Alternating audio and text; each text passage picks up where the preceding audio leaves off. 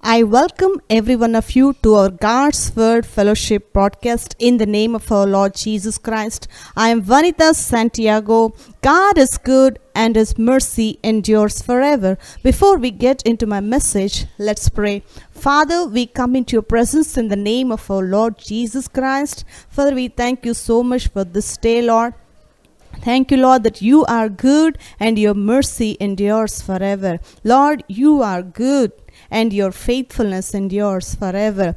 God Almighty, we bless you, we worship you, and we adore you. Father, we come into your presence for our country in the name of our Lord Jesus Christ. Father, we pray for our city Madurai, our state Tamil Nadu, Karnataka, Bangalore, and all the other states of our country. Father, I pray that you bring us a marvelous and total, complete deliverance for us from this coronavirus.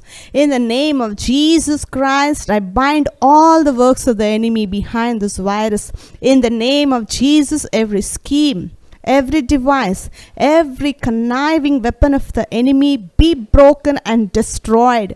In the name of Jesus, I declare freedom in our country. In the name of Jesus, I speak healing and restoration to take place in our country. Father, you are mighty and you are able to restore our life back to us, Father. Thank you for bringing normal life back to us. Father, we bless you, we worship you, and we adore you, Father. Father, I also pray that you remove this lockdown rules and regulations what this government has imposed, Father, on people and churches, Father. Father, I pray that you give us freedom to go to church and worship you freely, without any stifling rules and regulations, Father. Father, I pray that all the schools be opened again. Schools, colleges, institutions, and every business and every workplace resume again, Father. Father, I pray that there should not be any further lockdowns in our country. Father, I also pray that you strengthen the economy of our country, Father, that our country should prosper economically, Father. It should not go down in the name of Jesus Christ. Thank you for helping us. Thank you for blessing us. Thank you so much that your mercy is great on our country, Father. Father, even as we are going to meditate on your word, Lord, I pray that you speak to us through your word. Father, I pray that you speak through me. Lord, I pray that you bless everybody who is going to listen to my voice, Father. Lord, I pray that give us answers and solutions for our problems, Father. Give us word which will equip us and strengthen us, which will help us to move forward. Thank you so much for speaking to us. Thank you, Lord, that you heard and answered all my prayers. In Jesus' name I pray. Amen. We have been studying on the subject called God of Restoration. Let's read our text, Zechariah chapter 9, verse 11 to 12.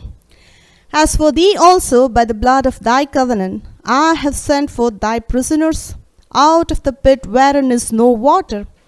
Turn you to the stronghold, you prisoners of hope. Even today do I declare that I will render double unto thee. When we are believing God for restoration, there are some important things that we have to focus on. Because restoration does not happen automatically. We have to play our part in order to receive restoration. So God is telling in verse 12, turn you to the stronghold. God is your stronghold. You may be going in different directions, trying to get things restored in the natural, trying to seek somebody's help, or maybe looking towards somebody else who will help me. God is telling, turn to me. I am here to help you. God is waiting to help you. God wants to help you. He has a desire to help you, but you need to turn to God. People are going in different directions. People are seeking natural solutions for the problems. But above and beyond, you have to trust God. Beyond your natural things, there is something that can help you. He is our God. God is telling, turn to me. Turn to God, your problems will be solved. That's what God is promising you today. See, we are going to look at one more example today. Let's turn our text to 1 Samuel chapter 30. We are going to study about David and problem that which he faced in Ziklag, how God restored everything back to him. This David, we know about David so much. He is a man after God's own heart. He faced some problems. Like anybody else, he too faced problem. He is a common man. So many people think that during this time, many people have lost their jewels, and they have kept their properties as mortgaged, and they have borrowed a jewel loan and home loan, this loan, that loan, sold their stuff and lost everything.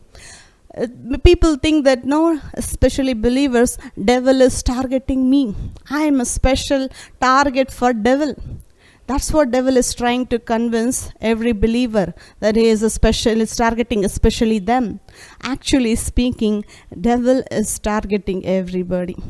He is like, we read in 1 Peter, he is like a roaring lion seeking whom he may devour. That's what his business is, seeking who is there that I can devour. But you can say, you cannot devour me. You may not devour me. That can be our response. We can say no to devil. We can keep him wait. Make him wait all the time. Don't give him any place. You should be saying, you may not devour me. You should be in that place. Instead of sitting and speaking, devil is targeting me. He can target you, but he cannot overcome you. Because God is with you. You have a world overcoming faith in you. You can overcome problems. You may be facing problems like everybody else is facing, but you don't have to go down. You don't have to remain defeated. You don't have to remain in that bad situation just because you fell down. You can rise up. You can come out of your problems. You can come out of your debt problems. You can pay all your bills. You can pay all your dues when you learn to keep your eyes on God. God is there to help you. That's why you should look to God and turn to God. Let's look at what happened in the life of David. We may not complete everything today, but let's start anyway. 1 Samuel chapter 30 verse 1 onwards. And it came to pass when David and his men were come to Ziklag on the third day, that the Amalekites had invaded the south and Ziklag, and smitten Ziklag and burnt it with fire. Verse 2. And had taken the women captives that were therein. They slew not any, either great or small, but carried them away, and went on their way. Verse 3. So David and his men came to the city, and behold, it was burned with fire. Their wives, their sons, their daughters were taken captives. Verse 4. Then David and the people that were with him lifted up their voice and wept, until they had no more power to weep. See, David is in the land of Philistines now. He is not in the land of Judah. Saul was hunting to kill David when he was in Israel. He did not give him any rest, but God was with David at all times. Saul could not kill David because God was with him. But when he left, he thought that anyway, if I stay in Israel, if I stay in the border of Judah, one day or the other day, Saul will target me and kill me. He thought like this, and he left the land of Israel. He went and joined Philistines. Ziklag is not in Judah. Ziklag is in Philistine. He went and joined himself with Achish, the king of Gath.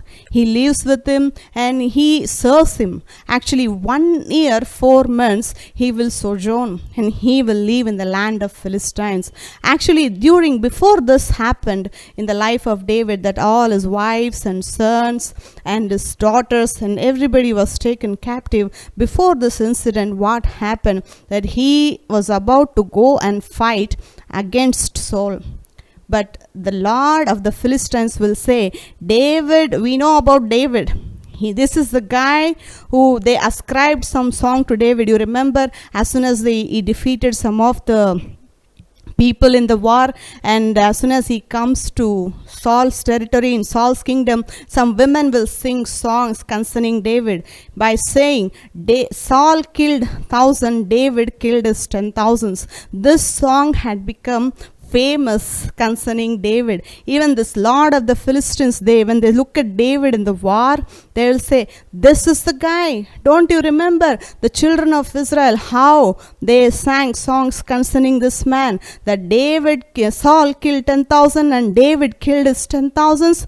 If he comes to war, he may turn against us. He will go and join his master Saul, and he will become our adversary. So the Lord of the Philistines will not favor David in going war with them. They will send him back, and David will come back to the land of Philistines again. And this is what happens here. As soon as he comes to Ziklag, he sees that the city was burnt with fire. There were 600 people who followed David here. David and his 600 people, when they entered the city, they look at that it is destroyed. It is burned with fire. The Amalekites had invaded and destroyed everything, and they had taken their wives and their children and daughters and all their cattle, everything that belonged to them, they carried captive. The interesting thing is, they did not kill anybody. They did not kill anyone. They took everything captive, but the city was burnt with fire. As soon as they look at the city, look at the response of David and all the people who were with him. Verse 4, then David and the people that were with him lifted up their voice and wept. How long they wept? Until they had no more power to weep. Many times when we look at the problem, this would be a natural human response. That's how people react to the problem. That's how people show their response to the problem. That's what their attitude. Immediately they will cry. They will weep. And I'm not telling that only these people have done. I have done in my life. Before I came to this place where I'm sitting here and encouraging you to be stressed, stay strong in the Lord, I have done this before. When I faced problem, I sat and I cried. You know how long I cried? Until I became tired, until I got a headache, until my eyes were paining and there was no power to weep.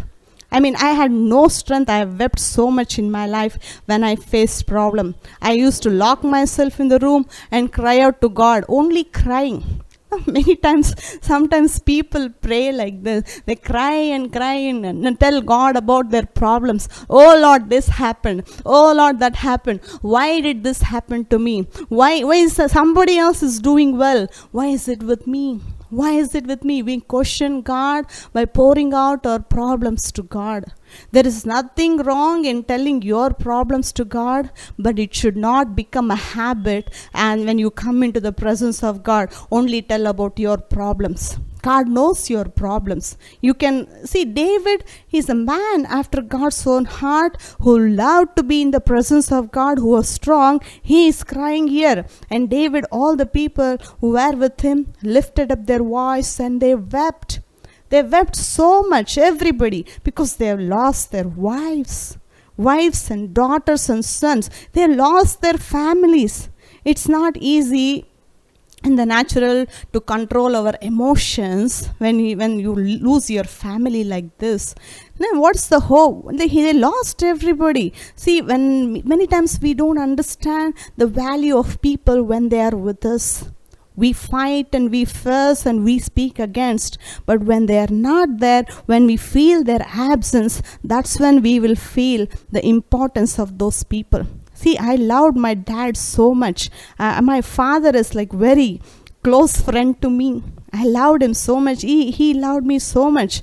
But unfortunately, I lost my father in an accident when I was studying in high school. I missed him so much. That time I was not saved. I was not a believer when I was studying in my high school. When I lost my father, it was a great loss for me. I loved my father so much and I cried so bitterly. I wanted him back. I was telling my mother, please somehow bring my dad back. It's not possible to bring him back. He got saved and he died. He is with the Lord. Now later I understood that he is with the Lord. He is not lost. He is found in God. But I cried so much when I missed him. But here, they are not dead here. They have been, almost if somebody has taken captives in those days, many times it's not possible to take them back. They take and they are gone. In many instances, they will not return back. But David's situation is similar like this. All his wives are gone. All his children are gone. Now he is sitting and crying. But he cried as much as he could, and he cried with all his strength and with all his power and might. He cried, he wept aloud, crying and weeping and sobbing and sorrow. These things, when he did all those things did solve the problem for David? If crying solves the problems, then we can cry all aloud, then cry whole day. Will the problems get fixed? Will you recover by crying whole day? When emotions are high, when you're running emotions on high, sometimes that's what we do. We cry, we break out, we freak out like this. But we need to come down. In order to get things restored back to us, first and foremost, we have to calm down in our emotions. We have to come down. We have to come back to the place where we can remain peaceful. We have to come down. See, when I'm little angry and shout at my children, sometimes when they do things which I don't like, many times I scold my children, I scream at them. My son David, what he does, he'll say, "Mommy, take a chill pill." It's a funny way of saying that. He is telling, calm down, I will not do again, let it go. He will take it very easily. And he will tell me, take a chill pill. So I'm not trying to be funny here. What I'm trying is, when you're running emotions, when you're like crying so much, first and foremost, we have to come down. We have to come into the place of peace. We have to remain calm. We have to bring down our emotions. We have to slow down in our rage and in our crying. We have to find our comfort in the Lord. After crying and all is over, what David does in the same verse of chapter 30, chapter verse 6, last part of the verse, but David encouraged himself in the Lord his God. What does it says? If you go back and read that in other translation, it reads like this: David strengthened himself in his God. So when you're lost things, when you're like, the people are getting half salary today, they have been working full time, but they are receiving half salary. You're laboring too much, but the wages are half.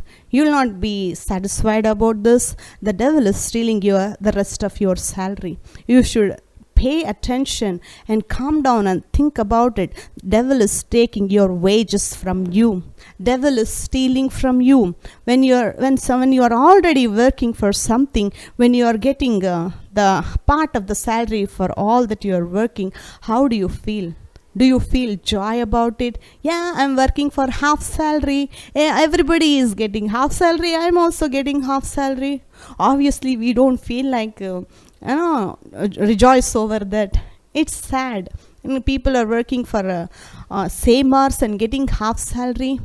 No, pay attention. Your devil is stealing money from you. Devil is stealing your wages. So we have to encourage ourselves in the Lord. We have to strengthen ourselves in the Lord, because in the natural, we are not finding any strength. The natural things are not giving us hope. Therefore, we need to go back to the Word. That's why God is telling, turn to me. Look at me. In God, we have our restoration. In God we have our peace. In God we have our comfort, because His words are spirit of life. God's words are not empty words. speak out of our mouth. Many times we speak idle words, we don't pay attention to our words, what we are speaking. But God's words are not like that. Jesus says in John's Gospel, my words are spirit and they are life. Life-giving words, life-changing words. God's word is powerful.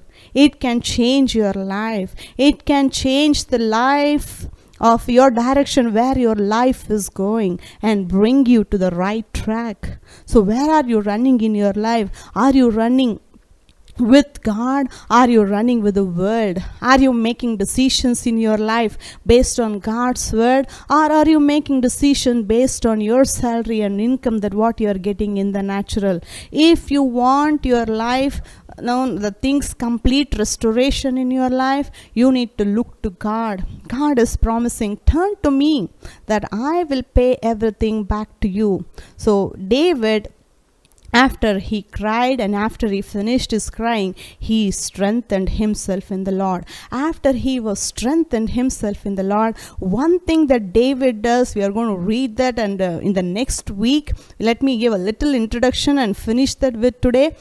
What David did is very important. After you're done with your emotions, after you're done with your crying, see, please don't get offended if I say that I'm not making fun of your crying. Emotions are there for everybody, but after we can't be crying and feeling sad for what happened all the time. We have to get over with it. After one day or the other day, we have to get over and come out of it and come in the presence of God and strengthen ourselves in the word of God. And the next thing what David did is very important. Let's read that verse, same chapter, verse 8.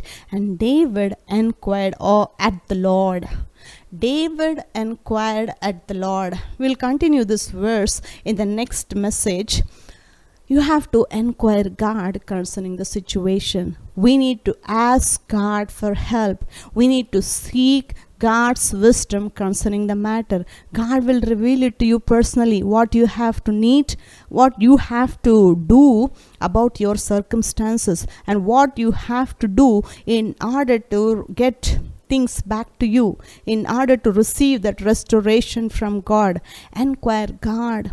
See, God will reveal everybody in a different way. For me, God tells something in order to get the things restored back to me. For you, it would be different. That's why it's important that we have to develop our personal relationship with God. Inquire God concerning the matter, inquire God concerning the wisdom, that what you are looking to God for, and God will reveal it to you. Keep your eyes on God. When it is, don't keep your time calendar. I need to get within this time. Trust God with all your heart, with all your mind, and God will bring definitely everything back to you. We will look at some more things in the next week. Thank you so much for listening. God bless you. Jesus Christ is coming soon.